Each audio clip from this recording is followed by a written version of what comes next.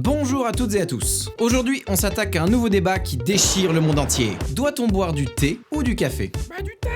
Du café, j'ai dit. le café c'est mieux. Plus le café. On va voir ça ensemble. Oh mais tu racontes n'importe quoi.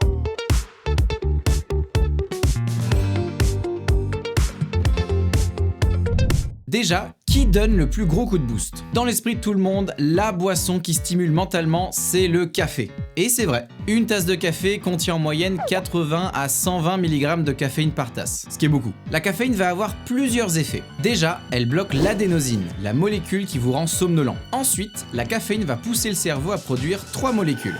La dopamine, la substance du plaisir, véritable distributeur de shoot de bonheur. La noradrénaline, qui augmente la vigilance, elle vous pousse à faire plus attention à tout.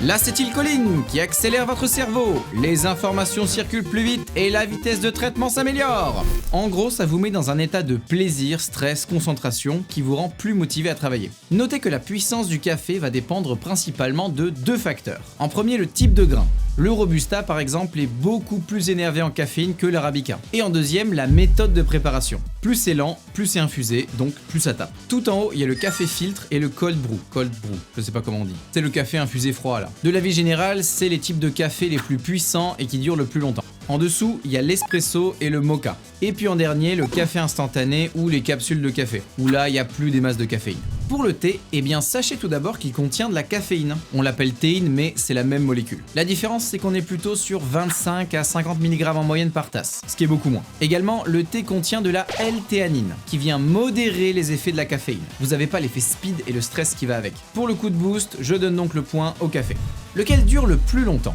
On l'a vu, le café ça agit vite et fort. En 30 à 45 minutes, vous ressentez déjà pleinement les effets. Mais en échange, ça descend vite. En fait, faut voir ça comme du carburant pour fusée. Ça crame vite et fort, mais ça crame pas longtemps. Si vous avez pris une grosse dose ou que vous êtes sensible à ce genre de substance, vous pouvez avoir un coup de barre 2-3 heures après en avoir bu, parce que l'effet s'estompe d'un coup. Bon après je dis ça, mais comme d'hab, ça dépend des gens. Si vous avez un métabolisme lent, peut-être que vous tiendrez très bien toute la matinée avec votre café. C'est une tendance.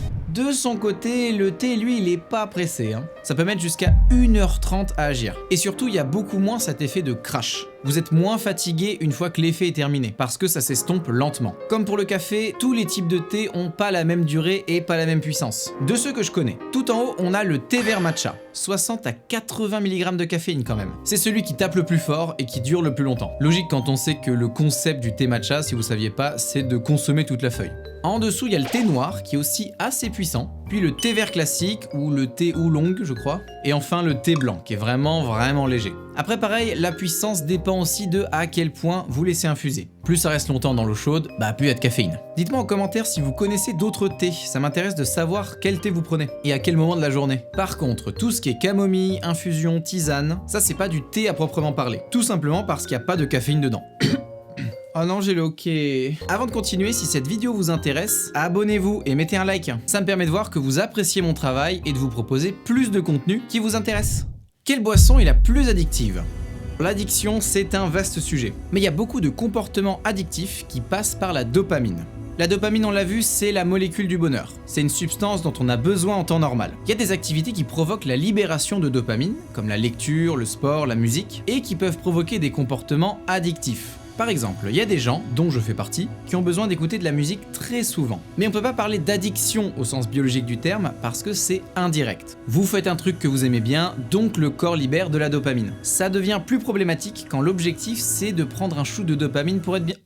Putain! Ça devient plus problématique quand l'objectif c'est de prendre un shoot de dopamine pour être bien. Là c'est la réflexion inverse. Le cerveau ne va plus se dire je veux faire cette activité pour être bien, mais je veux avoir le plus de dopamine, qu'importe l'activité. Et sur ce point, le café est un peu touchy. Oui, boire du café peut être une activité à part entière, parce que chaque type de café apporte une expérience sensorielle différente. Mais si la réflexion derrière le café c'est « Je cherche le plus gros shoot de caféine pour être super méga en forme !» Et là, votre rapport au café se rapproche doucement de celui d'une drogue. Il y a un vrai risque de dépendance si vous avez besoin de café à tout prix, même si vous le trouvez mauvais, pour tenir jusqu'à la fin de la journée. Le thé pose de son côté clairement moins de problèmes d'addiction. Déjà parce que ça agit pas d'un coup, donc il y a moins l'effet shoot de dopamine. Mais la caféine, ça reste de la caféine. Si vous commencez à boire 4 ou 5 thés bien infusés par jour, vous ingérez beaucoup de caféine logiquement. Et en plus, vous développez une tolérance qui vous pousse à prendre toujours plus pour ressentir les effets. Mais bon, c'est quand même clairement un cran en dessous. D'autant que la L-théanine, dont on a parlé au début, vient calmer les effets.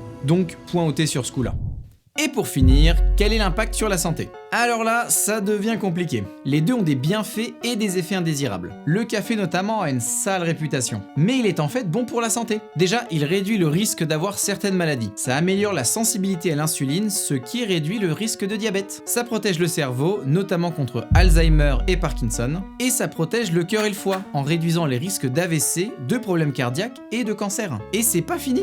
Le café contient des antioxydants puissants qui sont très bons pour le corps. Pour faire simple, votre corps s'abîme au fil du temps et en fonction de ce que vous mangez. Les antioxydants viennent contrer ce problème en faisant en sorte que vos cellules s'abîment moins vite. En gros, vous êtes en bonne santé plus longtemps. Comme d'habitude, n'hésitez pas à consulter toutes mes sources en description. Ça, c'est quand vous en buvez en quantité modérée, genre 2 tasses max par jour. Au-dessus, là, ça commence à poser pas mal de problèmes. Déjà, si vous buvez du café après 15 heures, ça peut réduire la qualité du sommeil. Un café, notamment s'il est serré, peut encore suffisamment faire effet pour vous empêcher de dormir jusqu'à 8 heures après la prise. Ensuite, à haute dose, ça va vous rendre anxieux et irritable. À force de produire sans arrêt de la noradrénaline, le cerveau va commencer à devenir très stressé. On peut aussi parler des troubles digestifs. Si vous avez déjà des brûlures d'estomac, ça peut contribuer à vous faire un ulcère. Un ulcère, c'est tout simplement un trou dans l'estomac. Et si vous commencez à vraiment abuser, genre plus de 4-5 tasses par jour, là votre tension va vraiment commencer à augmenter. Et votre cœur va commencer à avoir des problèmes. C'est pour ça que le café divise autant les avis. D'un côté, ça apporte plein de bonnes choses et ça permet de bien commencer la journée, mais de l'autre, son caractère potentiellement addictif et les problèmes liés à la surconsommation peuvent en faire un vrai risque pour votre santé.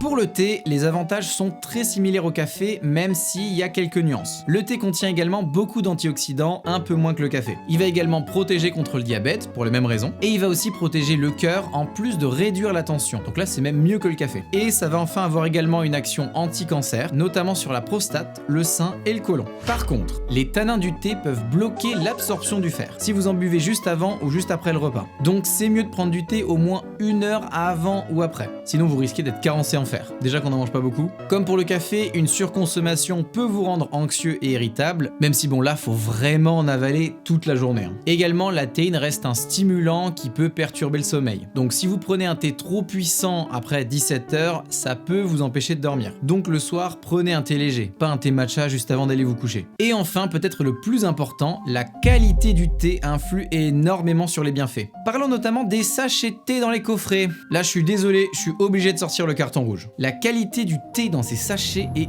horrible. C'est plus de la poussière compressée que des vraies feuilles. Donc il n'y a plus beaucoup d'antioxydants et c'est souvent contaminé par des pesticides et des métaux lourds. C'est quand même dommage. En plus, les sachets ont tendance à libérer pas mal de plastique et de microparticules dans l'eau chaude. Prenez plutôt du thé en vrac si vous êtes fan de thé, c'est moins cher à long terme et bien meilleur.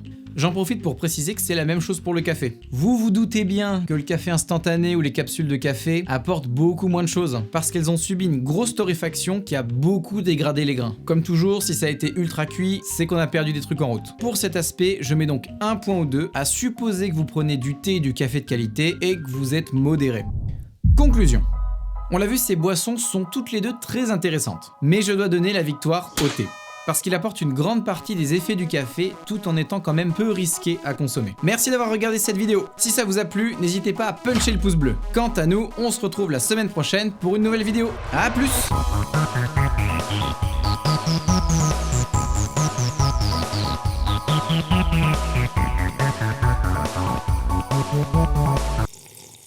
Ah non, c'est vraiment dégueulasse.